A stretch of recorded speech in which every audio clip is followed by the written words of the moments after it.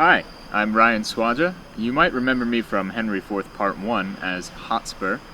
In Part 2, I am playing two roles of significance, the first being the Archbishop of York.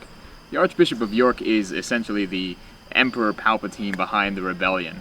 He's the one in charge, he's been leading it from the shadows from the beginning, and now we finally see his face.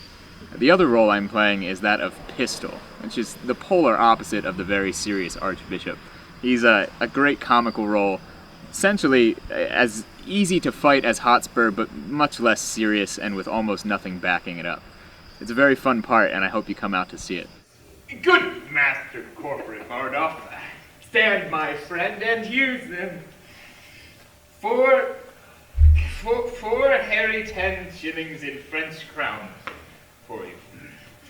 In very truth, sir, I had as lief be hanged as go. But for mine own part, I do not care so much, yet, because I have a desire to stay with my friends and I am unwilling, else, sir, I would not care for my own part so much. Go to, stand aside. For ticketing information, go to orangemite.org and be sure to follow the YouTube channel for more updates on our product. Thanks.